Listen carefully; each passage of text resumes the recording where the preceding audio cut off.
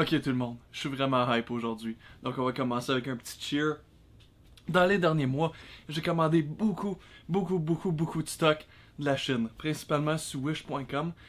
Et voici un petit peu ce que j'ai acheté. Donc on va commencer avec un camera backpack. Si vous comptez acheter des choses sur Wish, toujours regarder les 16 parce que quand c'est arrivé, j'étais comme hey, c'est pas mal plus petit que je pensais. Est-ce que ça fit une caméra? Oui. Est-ce que ça fit beaucoup de choses? Non. Moi, personnellement, je l'utilise pour transporter mon moniteur témoin. Donc, tu sais, c'est sûr que c'est utile, mais j'aurais peut-être dû regarder le 16 avant. Deuxième chose que j'ai acheté, un reflector. Pas mal cool. C'est un 5 en 1. Et c'est pas mal nice. Encore une fois, j'ai pas regardé le 16. Je croyais que ça allait être plus gros. Et je pensais actuellement que j'allais en avoir 3. Encore une fois, tout le monde, si vous achetez des choses de la Chine qui semblent trop bons pour être vrais, c'est probablement parce que ça l'est. Et finalement, bam! Ceci. Que j'ai pas acheté sur Wish.com parce que je faisais pas confiance à Wish pour quelque chose d'aussi dispendieux. Et je le voulais un petit peu plus vite que mes derniers trucs qui ont pris à peu près 2 mois à shipper. Mais c'est un Viltrox IFM2 pour les gens qui ne savent pas, donc j'estime la plupart d'entre vous. C'est un adapteur pour utiliser des lentilles Canon sur ma GH5.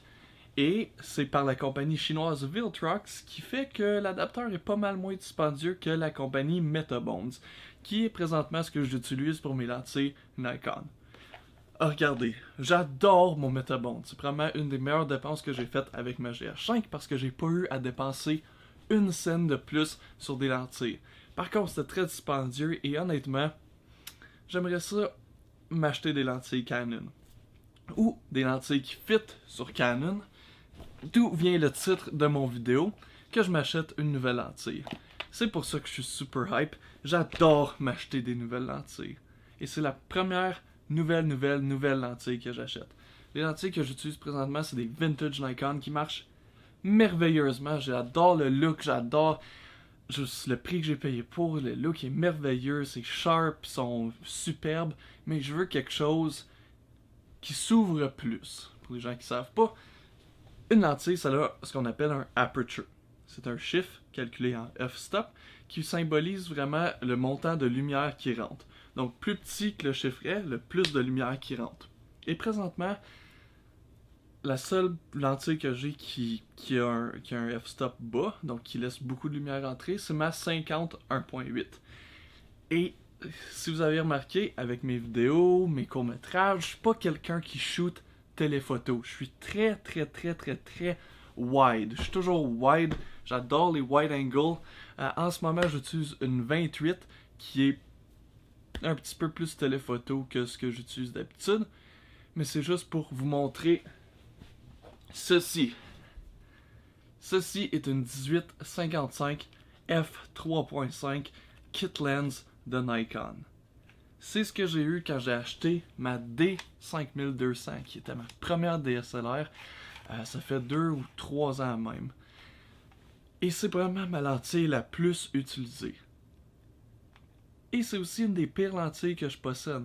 C'est une 18 mm 3.5 à 5.6. Donc à 55 mm, c'est 5.6. F5.6, c'est vraiment fermé. Ça laisse pas beaucoup de lumière rentrer. Même F3.5, pour ce que je fais, moi, qui est pas beaucoup d'éclairage, c'est de l'éclairage pas mal de base. J'ai juste une lumière en avant de moi et une backlight que vous pouvez voir dans le shot en passant. Comme, pour qu'est-ce que je fais là? 3.5 là.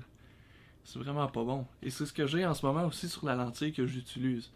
Donc, je voulais quelque chose avec des bases, des cojones, quelque chose de mieux. Pas une vraie lentille, pas un jouet là. Ça c'est un jouet là. C'est en plastique. Je peux la lancer, je peux jongler avec comme je m'en fous parce que c'est une des pires lentilles que j'ai, c'est une des lentilles les plus cheap que j'ai. Mais 18 mm, c'est probablement ma focal length favorite. Donc j'étais vraiment dans un conundrum. Je suis comme, j'adore 18 mm, je déteste cette lentille. C'est quoi mes options? Sigma 18-35 1.8. Donc j'ai décidé de zoomer une pour permettre de mieux voir cette délicieuse lentille. Donc j'ouvre la boîte et il y a tout plein de stock en chinois, en français, en allemand. Et en passant, Sigma, 7 ans de garantie, quand même pas pire pour une petite compagnie bâtard de la Chine. Donc d'autres papiers, plus de papier, coudonc. C'est-tu au moins du monde qui lit encore? Et ça vient même dans une petite pochette, donc vraiment, vous n'avez pour votre argent, comme qu'ils disent. Et la voici, la voilà. Beaucoup plus pesante que ce que je suis habitué d'utiliser.